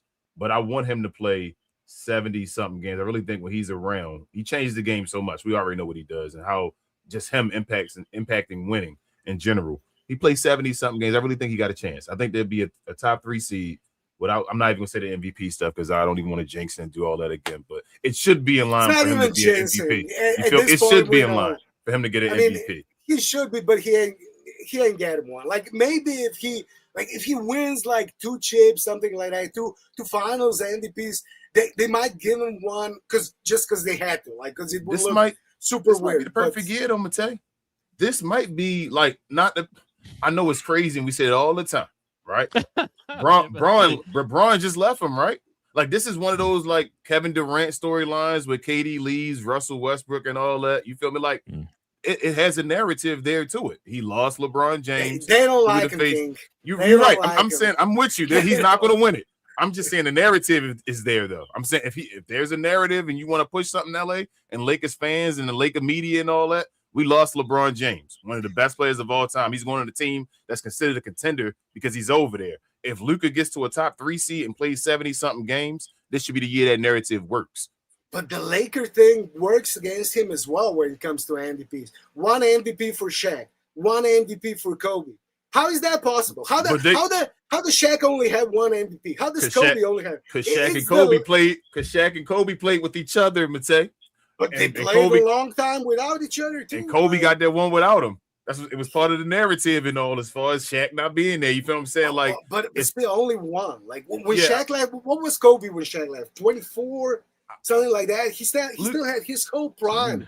Luka gonna get like Nash got 2 MVPs. Luka's going to get one. If he leads the league in scoring again, they're going to have to, even if it's a pity MVP. Like he might get one of those. Like you feel like those one pity. I'm serious. Like he's led the league now. What 2 of the last 3 years and all. Like he's going to have too many like leading the league and scoring, being 30 points scoring and all that stuff. They're going to be like, man, here you go. This shit MVP Luka finally got it. He's going to get one. I'm telling you. They're going to at least one. They're going to Joel and beat him. What you trying to tell me? But Joel Embiid got one to make up for the last one. Luka's gonna get a pity one where they say, "Here you go, Luka. We never gave you one." That's kind of what Kobe got. Kobe kind of got a pity one himself. The numbers weren't that great in Kobe's year as far as the Lakers just won a bunch of games. Yeah, compared to the years before, that was like his. Yeah, that was towards the. Wait, did he get that with Gasol? Yes, that was with Gasol when he got the MVP. So yeah, that was when he won a championship. One of the years they won the first year. Was it the first year when they lost? One of the years when they won that with Saul, though. Was it the first or second? It might have been a year where he had when they lost to the Celtics. One of them though. He won. He was one of those 3 years. He was. But we're gonna get to 2008. So it was. It was year before. Yeah. So that's the year. Was that the first year Powell was there? Now that was before the first Power Championship. 2009 was the first, and 2010 was the second. Oh, right. They played. They lost to Boston in 9. Yeah. So he got the MVP in 8. In 8, yeah. I thought it was one of those finals MVP. Who got it in 9? Championship. I'm like in 8. He got it. If he got it in 8, it was after Nash. After Nash got through, and because team. The Lakers did what that year? Well, 2008. He had a good team that year. I don't think that's what I'm thinking. Like, how do you get the? Because his numbers weren't that great. His seed was higher, I thought. I'm like that Laker team without Pau Gasol was. Yeah, Lakers were they were the first seed in the West that year. They got to 50. The year he won MVP in 2008. And that wasn't the finals year? But they still had like 10 wins last year. Yeah, that was the finals year. That's what I'm thinking. So that's the first year of the finals. That's the year they lost, right? Then they went back to back. Boston. Yeah, they lost to Boston that year. Yeah, beat Orlando. Beat Orlando. Yeah, that's the year. That's what I thought. The year he lost to Boston. That's the year he won the MVP. Yes, that was the first. But it wasn't the year they won after that. Yes, they won the championship, and they got to the finals that year. They got to the final that year. Yeah, that's what I'm saying. He had Pau Gasol on the team. Yes. And I actually thought he wanted one of those 2 years when they actually won it. But yeah, he got it. I mean, with Luka, after 23, 24, he didn't get it. And last season, like with the numbers he had, like, and not just, it wasn't that he didn't get it. He wasn't even close when it comes to voting. Like that's what tells me, like, he's not like after averaging 34, 9, and 10. That season 23-24, and after, they went to the finals later. But, like, he wasn't even close. Like, it was between Jokic and SGA that season. Like, Luka was a distant third. Like, he had, like, 2 or 3 first place. And that was the highest he ever been, was third. Yeah. And that's the highest he's been. Like, and I think the voters, like, those 100 people who vote for the award, like, have mostly their mind made up about Luka. And no matter what he does, like, because you actually hear it when you listen to some of those people like Wilbon, or like even like somebody like Michael Wilbon, who's like a respected sports journalist, like the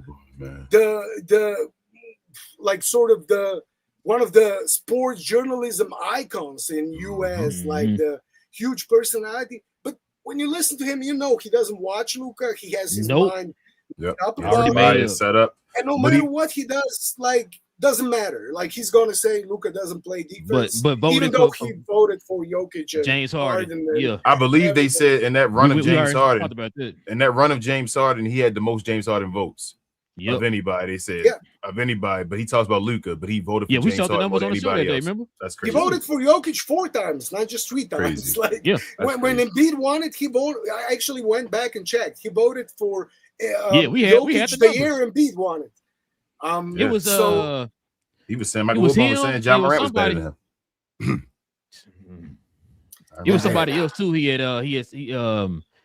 not just Michael Wilbon, but somebody else too that voted both Jokic and James Harden like 3 or 4 times or whatever in their little MVP runs or whatever. And it's like wow. And it's the same with most of us. If you go back and look at the votes, like with some of those journalists who vote on the awards, like they had no problem voting for Jokic, Harden, Steph. Like, you know, they had no problem voting multiple times for all the guys who weren't good defenders. But then you hear them say, I'm not, Luka's not an MVP because he doesn't play defense. Even when he had actually a good defense, I think he was like above average defender last season. Like, even if you look at his numbers. Remember he was in the voting for defensive player of the month, one of the months. Mm-hmm. The last month in March he was actually nominated for one of the defensive. So like he's got to play some defense, and one of the top guys in steals. Yeah, I mean he was top 10 in charges drawn last season. Even if you look at his ISO defensive numbers, they weren't bad. And then I listened to one of the Hoop Collective podcasts. Was McMahon talking about Luka. He was like, those ISO defensive numbers are good, but it's also like because everybody behind his back is helping him and sort of watching for the gaps and stuff like that. But everybody else can benefit of that. Why do you do that with like that's what I'm saying? Like that's how defense works, dumb. That's a good team. That's a good defensive team. That's what you're supposed to do. But exactly. The issue is that Luka has that reputation now. It is what it is, and it. He needs to have a superhuman. He needs a superhuman year, Mate. He got to have a year where he just shuts up and like a machine. So another superhuman season, huh? No, I mean no. Not even. I'm not talking about the scoring. Luka, I think Luka's scoring his numbers. I think his numbers are numb. So I think his numbers to the league are numb now. Like they don't even look at him. It's like it is what it is. He gets Luka's numbers. Luka gotta. I mean, like the extra stuff that shouldn't matter. Luka got to go out here and have a stone cold face, meaning that like he's not even. I don't even think Luka's that bad of a defender. We keep saying it all the time. Like when Luka plays defense, he's not that bad of a defender. It's the times where you catch him on the camera, you feel me, yelling at that or stand when they caught him doing that, and that becomes what everybody sees all the time. It's always he's always doing that, and you miss when Luka's and you miss when the games where Luka's having a great defensive game. It's like, damn, Luka's been shutting people down, taking the ball straight from him, taking the cookies, running the court the whole game, and it's like that never gets talked about on ESPN and all that because they always go to the moments of thinking Luka's arguing with the ref and it's 4 and 5 on the other side or something like that. He has to have a season where he plays the games and he kind of shut up. Like that, that's not right, but it is what it is. He's never going to do it properly. Like he's always going to have like 1, 2, a few times a year when something like that is going to happen, and those clips are going to go viral. Like he can have like great defensive year, like really great. But and that's the thing, like all players have those situations. Like Jokic has a million of those situations. Anthony Edwards, never a problem. Like he still does that. Like you can see every game you look at Jokic, you're gonna have one. I've been saying that, Matei. Where he's yelling at the ref, not getting back on defense, and those clips are never gonna go viral. But with Luka, he can have one, in every 15 games, every 20 games, and that clip, and all the other games are gonna be great. But that clip's gonna go viral, and that's gonna just reinforce. Yeah, it's cool. You did the 19 over here, but let's get on that one though. And less technicals too. We need less technicals. Yeah, we got it's about cleaning up his image. I know that sounds crazy, and it's like, what are we talking about here? Luka has an image problem in the league. It's not even like it's a wrong thing. Like he's done anything. He just has an image problem. I don't understand what it is, but it's an image problem, and he has to. It has to be for him to win MVPs. he kind of got to fall in line. It's like I'm talking to Allen Iverson here or something like that. Like, this is crazy, but he has to change up, and I don't know why, but he does, and that sucks. And I don't think he's ever going to be like 100%. Like, he's going to have those moments. Like, even, if he's consciously working, like, and you see like some progress, like in certain areas, and when he's like really, concentrating, like end of the seasons in Dallas or in on the Lakers, like he gets to 15, 14 technicals, and then, he doesn't get any for the last like 2 months or 3 months or stuff like that. So he gets only one, like he did like last season. And that's the thing, like, he can work at it, he can get better at it, but he's never going to be 100%. And because those are the narratives that already exist with him. Even if he has one misstep, if he has 2-3 missteps in the season, those are going to get amplified, and those are going to, just reinforce all of those narratives, even if he has a good season. And we know nobody actually, when it comes to those voters, very few actually watch all the games. The games. So all they do is actually just watch the narratives, listen to the narratives, check out social media narratives, and go along with that. So that's crazy, bro. That's crazy, why I just don't think. I think Luka has a better chance of getting multiple finals MVPs than getting one MVP. Damn. Go ahead, bro. I'm not saying he's going to get multiple finals. I'm just saying. No. Yeah, you have a better chance because you got to win them yourself. Finals MVPs are more about you. People still vote on them, but you just got to be the best player in the finals. Yeah, you can't really lie about that. But MVP, I think I tell Rel, he want him to move forward. Luka's going to be one of them players, especially if you got to win chips. You got to win chips. But he's going to be one of them players when we look back later on and be like, damn, he only got one MVP, or feel me, like something like that. I think he's going to be one of those guys. I mean, he already is. Like, when you look back in some of the seasons, the 23-24 season, look at his numbers, and they went to the finals and everything. Like, how didn't he win it? Like, I mean, it's just like, it seems absurd. Like, with 34, 9, and 10, and after that, I just knew. Like, I mean, they don't like him. Like, we can discuss the reasons. I'm sure there's multiple reasons. And Luka isn't blameless, but they sort of fixated on his negative side, the things he does, the things he doesn't do well, instead of the things he does incredibly. And with everybody else, everybody who's won MVP too, they focus on the positive sides. They may after they win like 1 or 2 or 3, they may start like nitpicking, like and that's something. After that's like Jokic is the best example for me. Like, it's the polar opposite when it comes to narratives. But for some reason, the Luka and I mean, me narrative like that's. I've always. Wow. I'm gonna say this one thing. I'm gonna say we can move on because we got to end the show here. But no, I was gonna say that's what I told King that all the time. I said whenever they had these narratives, listen to how they present the narrative. Like, whenever they talk about MVP, it's always why Luka shouldn't win MVP. And then it's like, always let me find that one small tiny thing and hang on to that one small tiny thing. And then, like, for like a Wemby. Wemby does this one thing. Okay, now that's the one reason why he should be MVP. But Luka, now we gotta it's he don't tie his shoes correctly. His socks too short. Like, it's like you find reasons for him, but everybody else is finding reasons for why they should win it. Been saying it for the longest.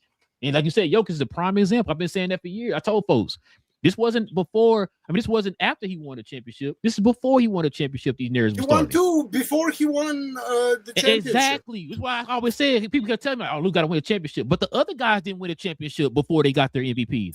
Your boy just got 2 before he won a championship. So that's why I say I never understood why the goalposts should move for Luka compared to everybody else. I never understood that. Never. Me neither. Giannis got 2 before he won a championship too. Like, pretty much everybody gets, all the MVPs got their MVP. They got a chance to kind of grow to that point. Yep. No, you had to predict it. Usually you would predict it. The MVP was a prediction in a way. Like, you already had him as that's the best player coming up. Like you said, now go win a championship. Follow the narratives. That's what it is now. Yeah. Thanks. Go ahead, but But yeah, let's go ahead and get to these questions, these comments, man. But before we start that, man, let's go ahead and show some love to the merch.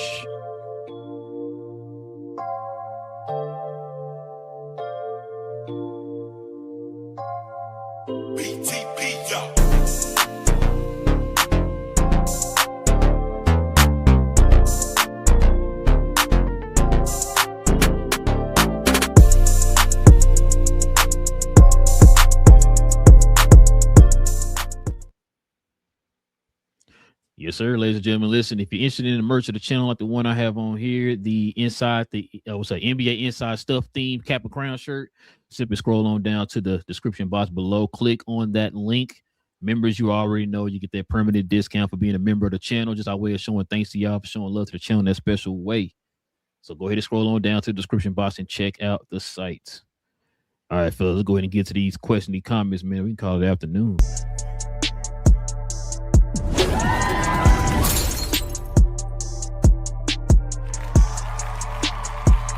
Sponsored by True Classic. The most interesting customer came into True Classic today. A young man came in right when the doors opened and said he had a job interview in just 30 minutes. The challenge, or so he thought, he had about $150 to work with. Now, in most places, that's a fancy shirt, maybe some nice socks. But at True Classic, when you add more, you save more. So not only did I set him up with a pair of our 4-way stretch chinos, not only did I set him up with one of our white button-down shirts, I even helped him complete the look with one of our coach's jackets. All for just $130. So he found his fit, looked great for his interview, and I'm pretty sure he got the job too. That's true value. All right, let's do this. We got Big J in the house. Who is this guy? He said, I think there is more running, like Steph coming off screens, but I would not discount the amount of contact with the 80s and the 90s because we also complain about the guys out there just doing cardio. Facts. So I said two things to be true at the same time, Big J. He said, I don't think load management is the solution. Teams need to adjust their training and medical team to cater to the style of play. Don't play injured players. Ask Rudy Tom John eventually about a blow to the face. Yeah, well, that was an extreme example. Kermit Washington, wasn't it? Kermit Washington, yeah. Yep. Yeah, jeez. Yeah. Daryl Morey said that. You're not supposed to know about that. Oh, you know, Big J, I'm sorry, said Daryl Morey did that with the Hey guys shooting 40% from three is equal and shooting 60% at the rim. They eliminated the mid-range game. Yep. Queen says, welcome and happy Friday. Hashtag GloYard. Yes, man. Big J said, like King said, is it more skill to shoot threes or to get into the paint or getting a 15-foot fadeaway? We have recency bias. So I said, I mean, people talk about skill, but that mid-range is a skill. That's a big skill. If you ask me if I had to create a player, and like, bro, what's one of the skills you love to have? Mid-range is at the top of the list. So I've always said too, when like I said, two things could be right at the same time. I always said the skill part is because these guys get away with a lot more than what the guys back then used to. Doing quadruple step backs and all that. You know what I'm saying? Mid-range isn't dead when it comes to superstars. Like we were talking about Luka, NJ. They all shoot a lot of. Even Luka shoots a lot of mid-ranges because after the defense keys on those trees and drives to the rim, you got space in that mid-range, and you gotta add this, and you gotta have the mid-range. And that's the sort of the weird thing here. Like if you're a superstar, like you better be a 3-level scorer, because otherwise they're gonna figure it out. Yep. Yeah, they're gonna destroy you. But for a role player, stick to what you do best and don't do anything else. Like it's like too rigid. Like I mean, it should be. It's always too far one way. Bring to the middle. Big J said, hello to any person. Hello to any person in the DMV watching. Hope you have a wonderful day. I'm not in the DMV watching. I ain't in the DMV, Big J. I don't know what you're talking about. Ruggs says Dwayne Wade was so great. It sucks that you spelled that Dwayne wrong, Ruggs. His name spelled wrong. His name spelled Y-A. Yeah. It sucks that David Stern made me hate him. When he started the tights movement, had us look good, play good. Folks out in the street with them tights on still hate him. Go, man, them tights was tough, bro. I don't care what y'all say. I used to love it when the dudes was able to wear the tights parts, but then David Stern said, nah, you're having too much fun. Remember Tracy McGrady's leg sleeves and all that too, bro? Yeah, bro. Hey, shout out to my boy B, man. They used to have that sleeve like Iverson back in the day, man. It's a favorite player. I had to feel them sleeves, I ain't gonna lie. When they brought them to Walmart. Al said, I missed most of this, but thanks for getting Matei on to get a different perspective in basketball. Hi, Matei. And we had a long show. Well, I saw you put this on the show earlier, so you've seen a good amount of it, damn near an hour. And she said, and Matei, I'm not a Lakers stan either, but I think the link of getting Kessler sold me a bit with him trying to build around Luka. She says, need PJ Washington to complete. PJ Washington will be a big, I ain't gonna lie to y'all. Lakers get PJ Washington though, and that stuff I'm start looking at. I'm like, okay, yeah. Right. Now we can talk. Matei. Now we talking now, yeah. Now we matter of fact, they don't have any assets.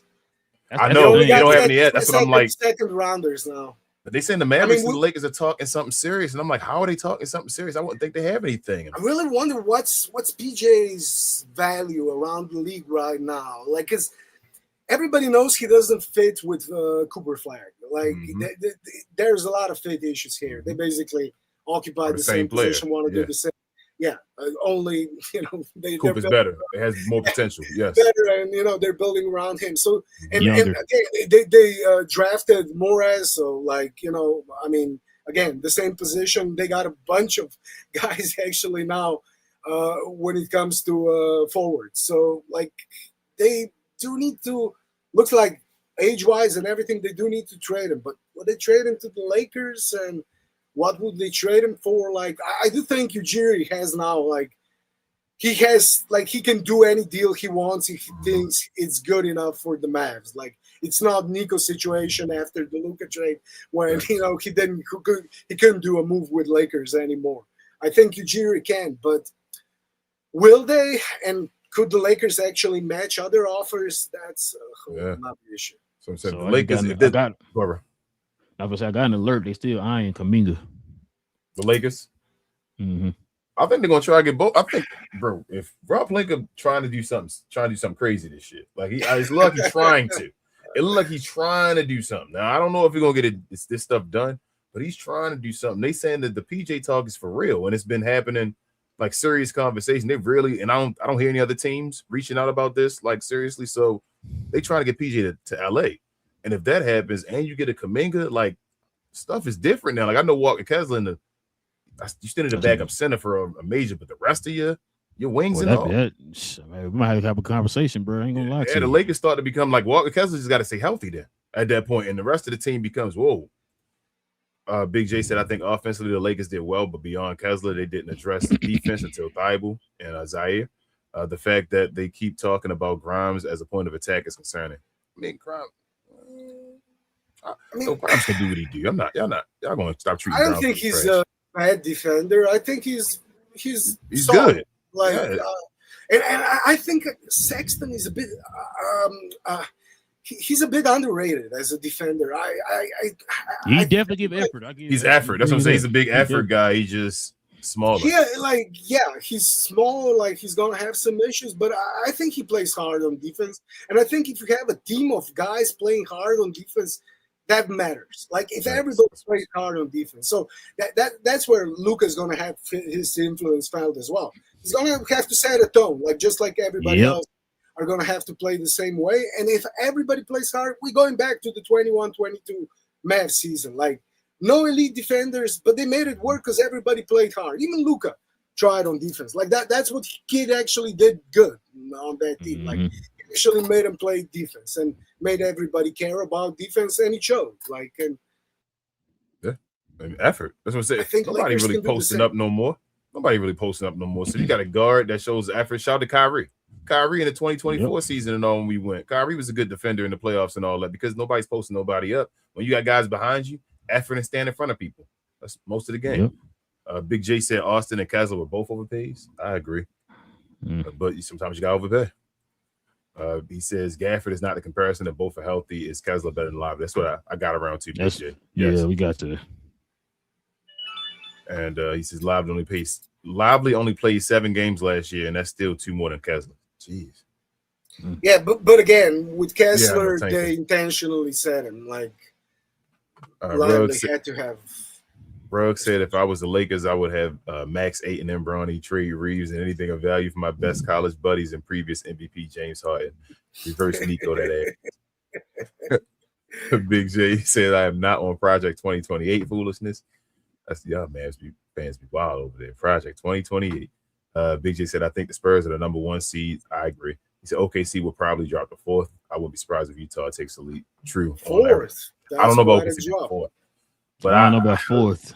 Maybe 3rd. Maybe 2nd. 3rd. Yeah, maybe. I'm going 2, but maybe 3. That's what the lowest I would go would be 3. But it ain't gonna be like no 8 or 9 game gap anymore. Nah, it'll be a couple games in between and all. You feel me? Like it'll be the top guy gets 59 and they'll be like 57 or something like that. You feel me? Like and Utah's definitely taking a leap because they aren't trying to lose anymore. They were really working hard to lose like for the past few years. If you guys remember, they actually started pretty good every season. Like they were actually too good. And then they had to do mid-season trades, sit everybody. Like last season, they were doing the clown stuff, like not just sitting guys before the games, sitting guys in fourth quarter. During the game. Remember? Yeah, I remember that. they won't be doing that as much this year. I don't think so. Shout out to my boy, D-Town's finest man, George. They trying to do an extension with him right now. He got potential to be an all-star this year. Rugg said I wonder if Nate Ament will silence the haters and end up reaching a high ceiling. No way he is KD because KD was already butter in college, but could he get close or will he be Brandon Ingram? I mean, that's you see how crazy that is? Brandon Ingram is nice, right? And they compare Brandon Ingram to KD. And Brandon Ingram can do a lot of things KD can do. Like we talking about game, bro, you need a team version, get a Brandon Ingram. But he ain't KD though, bro. You feel me? Like it's a big difference still. Well, no, Texas, he know. Hey, KD was nice in college, man. People don't understand. I think he was shooting like 52% in college. We talking about jump shot. KD was that smaller than he is now. And in college, he's still shooting buckets and scoring. And Big J said Pavel Podkovs. Hey, watch your language, BJ. Watch your language, bro. Why are you cussing on the show? Who's that? Watch your language. I have no clue. I'm like, he cussing, y'all. Watch your language. Bro. Oh, okay. It look like a comic book character because he's 2 P's. Peter Parker. Yeah, Peter Parker, Bruce Banner. No, that's good. You feel me? Like yeah, man. Listen, we appreciate y'all, man. Rocking with your boys for another episode, man. Listen, we'll be back here on Monday, per usual. You already know, man. We do this every Monday, every Wednesday, every Friday, y'all. So welcome to the channel. Shout out to the folks who just subscribed to the channel, man. Listen, if you guys into NBA content, no matter what team you root for, like you heard the conversation we had with Matei, pretty much covered a lot here for the NBA. Go ahead and hit that subscribe button. Y'all join us here every Monday, Wednesday, and Friday. And also, too, everybody can hit them likes for us as well. That helps out the channel in more ways than you know.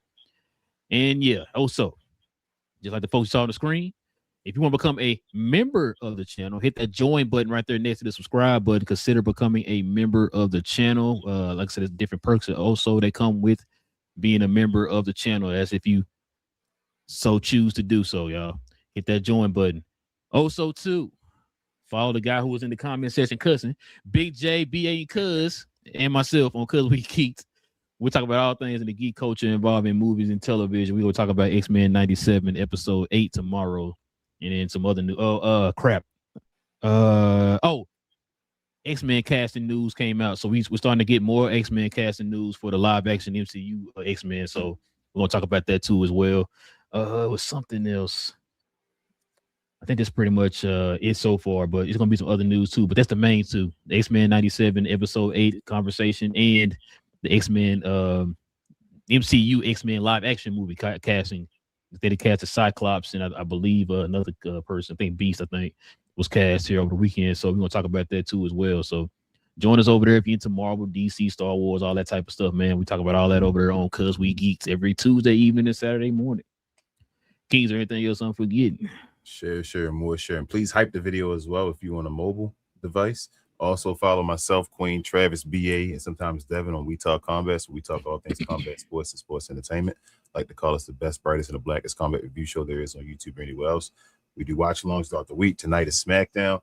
We just went to a Fairfax event in Virginia, house show yesterday. We'll talk about that probably this weekend. Shout out to Trick Williams. He just retweeted our tweet. So we were talking about that as well. Yeah, man, like we doing big things over there. Come over there if you're interested in WWE, combat sports, MMA. We talk about all that kind of stuff, mainly that WWE though. Yeah, that's about it. We see you over here again on Monday, and the floor is yours. Matei, let the folks know what you up to. I got all your stuff in the description and all as well, but let them know where they can find you. Yeah, on X, just click the link. I'm there if you want to hear my things. I have sport info on YouTube as well if you want to listen to that, and all other platforms like Spotify, Apple Podcasts. Like it's sport info, it's everywhere. And if you want to check out it's mostly in Slovenian though, so but we do some. They have auto dub now, don't they? They do. Actually, Leon T was telling me like she can actually listen to some of it. So nice. Yeah, so there you go. Subscribe over there to Sports Info. I ain't gonna lie to you, Matei. My favorite tweet of yours is when you be calling out narratives, bro. I like it. I like it, man. Yeah, I mean that's the NBA, the Narrative Basketball Association. Right. I mean, that's a good one. That's a good one. That's a good one. That is a good one. That's a t-shirt. Yeah, it really is. Just in short, like I always said, and like I'm watching a lot of different leagues around the world, like football as well, soccer for you, U.S. public, like, and there's no league in the world that's as narrative driven as NBA. Or now WNBA as well. Like, for some reason, NBA and WNBA, like, narrative, if you want narratives, like, that's the place for you. It's to the point, man, Matei, we'll call out every once in a while on the show, but sometimes it kind of gets old because, like, bro, it's so many you got to try to, like, combat, bro. And it's like, I'm just getting tired of doing it every time. You know what I mean? It's like, after a while, it's like, man, you know what? Let's just go ahead and speak what we know, man. Just keep it moving, man, because you can't fight it all, man. Now it's to the point that it's like a well-oiled machine now, man, and it's so many people feeding it. It's like it's kind of hard for you to fight the whole entire system. So, I mean, it is what it is. You got to pray that people are smart enough to figure it out. That's why they're so big on social media. That's why they rule NFL and all other leagues on social media, because they figured out, like, feed those narratives. Yep. Exactly. That's crazy, bro. But yeah, listen, like I said, man, we'll be back here on Monday, y'all, for more NBA talk. So join us here for Monday. Hit that subscribe button if you're new. Hit them likes, everybody, as well. We got our guy Matei on, guys. Follow him. All his information is in the socials down below. And with all that being said, man, it's your boy Relle and King of Cap and Crown NBA Podcast. We'll be back here on Monday. Same cap time, same crown champ. No cap. Cap and Crown. The only question I got from Matei is, bro, it's a very important question, Matei.